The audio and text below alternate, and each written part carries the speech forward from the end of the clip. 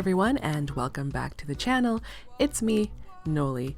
I want to say a quick thank you to anyone who is listening, and if you are new here, please subscribe or leave a like if you want. I wanted to apologize in advance. I'm kind of nursing like a kidney infection. I know that's a bit too much information, but upon playback, I noticed that my tone is coming up a little flat. I'm just super tired, so I guess it's just something to be aware of. So again, apologies for that. Today I will be reading Soul Force versus Physical Force by Morton Ritts. Morton Ritts is a professor of humanities at Humber College in Toronto. Along with Soul Force versus Physical Force, he also wrote Politics in the Life of the Individual, which you can get in the Human Project, link in the bio. Now, without further ado, here is Soul Force versus Physical Force by Morton Ritts. Marx argued that social change could only come about as a result of revolutionary economic change. Mill, on the other hand, believed that social change was the result of enlightened political reform. Like Mill, Mahatma Gandhi, 1869 to 1948, was also a reformer, but he believed that social change was the result of spiritual change, a transformation of the soul that would be the basis of a new and truly just social order. This revolutionary idea was embodied in Gandhi's criticism of the Hindu caste system, which separated people into various classes, from Brahmin at the upper end to the untouchables at the lower. Rejecting his own high-class background, Gandhi sought to eliminate the enormous social divisions created by such a hierarchy and replace them with a classless society similar to Marx, that affirmed the brotherhood and sisterhood of all. Gandhi had a very benign view of human nature, believing that people are good, the world is ultimately just, and that peaceful political change is eminently possible. According to Gandhi, real and lasting change was achieved not through violence, but through the Hindu principle of ahisma, or non-violence. Gandhi believed that ahisma was a universal spiritual force within all humans that could be awakened by example. The way to awaken the consciousness of one's oppressor was through non-violent acts of civil disobedience that Gandhi called satyagraha, soul force as opposed to body force. This turning up the other cheek wasn't some masochistic invention to be beaten by the police or army during strikes, mass demonstrations, or marches. Instead, satyagraha was a way to change an enemy's hatred to love, his or her resistance to acceptance. Despite his charismatic leadership and his great victory in gaining Indian independence from Britain in 1948, Gandhi's non-violent politics of liberation has its critics. Theorists who side down with Darwin, Freud, or Hobbes think Gandhi's views of human nature and political change are naive and simplistic. Moreover, they argue that while non-violence may have been successful in the struggle against British colonialism, it would have been useless against the radical evil of Nazi Germany. Gandhi's harshest critics believed him to be an impractical and even dangerous idealist. But Gandhi has had his supporters, social reformers inspired by his spirituality and philosophy of satyagraha. One man who was strongly influenced by Gandhi was the American civil rights leader Martin Luther King Jr., 1929 to 1968. Like Gandhi, King believed in the innate goodness of human nature, that we are all God's children, and that the universe is a moral and just place. One of the great public speakers in American history, King was a Baptist minister from the American South, steeped in the prophetic tradition of the Bible, which he saw as a narrative of liberation and deliverance. King's Jesus was a social activist who championed the rights of the poor and downtrodden. It wasn't difficult for King to identify with Gandhi's struggle against the bondage of colonialism. After all, the United States was a country that claimed to be a beacon of freedom and equality, but 100 years after the Civil War, Black Americans had a long way to go before they could enjoy the liberty and equality and freedom that the Constitution promised everyone. Like Marx, King saw the struggle between haves and have-nots as the defining feature of history. But unlike Marx, for whom religion was an oppressive institution, King saw religion as a liberating force that led to social and political change. He believed that white America was ultimately a just society, but, like Gandhi, disagreed with Marx's ideology of violent revolution. Violence, he argued, led only to more violence. It could never form the basis of a viable social contract. King believed it was possible to achieve his goal of an integrated society by changing people's hearts and minds. Reform the spirit, he preached, and you will reform the attitudes and laws that bar blacks from being part of the American dream. Few leaders in the world today dare to talk about issues like rights and freedoms in a spiritual context. King did, and succeeded in raising the debate over justice to a level of moral significance not seen in American political culture since the time of Lincoln.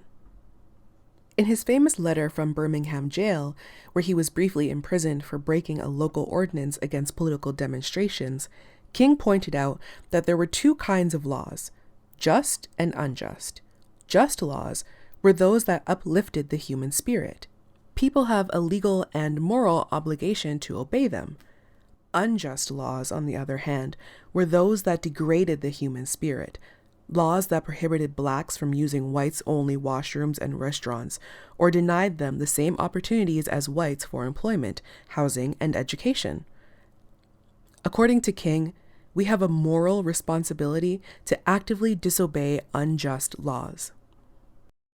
His argument has profound implications for human behavior. For example, if more people had acted like Oskar Schindler and resisted the laws and official directives that sent millions to the Nazi death camps in World War II, they could have changed the course of history. King's moral universe of civil disobedience, based on principle, exists in direct contrast to the usual political motives of expedience and self-interest. But for King, as we've said, civil disobedience had to be nonviolent. Like Gandhi, he had no doubt that soul force was stronger than physical force. Loving one's enemy, the only way to truly humanize and change him. Throughout the late 50s and 60s, King helped to organize countless volunteer registration drives, freedom rides, sit-ins, marches, and rallies involving thousands of Black and white Americans who were often harassed, threatened, beaten, arrested, and killed for their efforts.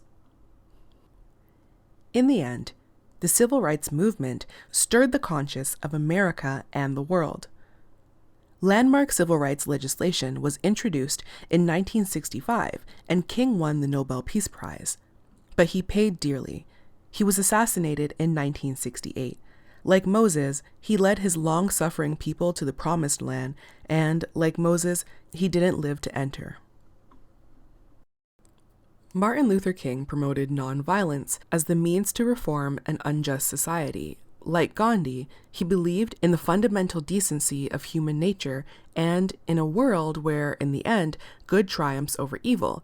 But just as Gandhi had his critics, so did King. And since his death, some of their voices seem to speak more loudly to Black Americans than his. In the United States today, for example, the Nation of Islam has a powerful following among those African Americans who argue that racial integration can't work, that the separation of Black and white races is both desirable and necessary, and that Blacks must reconnect with their African roots. If such views sound surprising in light of King's reputation, it is important to remember that even at the height of the civil rights movement's popularity, King was only one of several major African American leaders who didn't always agree on ideology or strategy. One of King's major rivals for loyalty of Black Americans was Malcolm X, 1925 to 65. Malcolm X's critical analysis of white American society and his prescription for change differed radically from King's. Malcolm X came into contact with the idea of the Nation of Islam while in prison. Subsequently, he changed his surname from Little to X to indicate that, as a descendant of slaves, he'd been stripped of his ancestral identity. Once out of prison, he soon became chief spokesperson for the Nation of Islam and its founder, Elijah Muhammad. In brilliant speeches that were inflammatory and controversial, Malcolm X condemned white people as blue-eyed devils who could never be trusted. He rejected Christianity as a racist, oppressive white man's religion that didn't speak to the true black identity, which was African. Malcolm X said King and other black Christians had sold out. The philosophy of the Nation of Islam stressed the need for black pride, independence, discipline, and power. These could be achieved if African Americans challenged whites on their own terms by developing their own banks and businesses, their own churches and schools, their own social and cultural support systems. Only through black power would African Americans gain the freedom, justice, and equality that was their right. For the Nation of Islam, black power meant separation, not integration. Black Muslims also disagreed with King's philosophy of nonviolence. Self-preservation by any means necessary was justified, Malcolm X said. This meant fighting back, not turning the other cheek. In 1964, Malcolm X went to Mecca in Saudi Arabia, the spiritual capital of Islam. There, he met Muslims of all races and nations worshiping together in peace, equality, and dignity. The experience moved him to reject racial hatred as a liberation strategy. He began to view the struggle against oppression in universal terms, not exclusively African American. After returning to the United States, he broke with Elijah Muhammad and the Nation of Islam, becoming an Orthodox Sunni Muslim who believed that the social order should embrace all peoples. It was while preaching this new message of hope and solidarity that he was gunned down on February 21st, 1965. He was 40 years old. Malcolm X, Martin Luther King, and Mahatma Gandhi may have shared similar violent ends, but their words and actions continue to haunt and shape contemporary politics. Hey guys, thank you for listening. So, what do you think? Is there a place for nonviolence in a world where, live on the internet, we witness unarmed Black Americans be shot dead or Muslim women be beaten to death simply for wearing their hijab the wrong way? In a time when individuals are willing to hold the White House hostage due to misinformation? Has nonviolent protest been co-opted by movements like the Freedom Convoy, which held Canadian food and medication supply at borders during a pandemic when individuals needed them, all for the sake of not wanting to get a life-saving vaccine? Are there any relatable political leaders who are willing to fight for equality and equity and maintain their spiritual integrity without devolving into bigotry and hatred? Personally, I think we are capable of peace and more, but that is commentary for another video. Thank you for tuning in. Remember to like and sub. I make these videos mostly every Friday, except for that 2 years that I didn't. Anyway, that's it for today. Take care. Bye.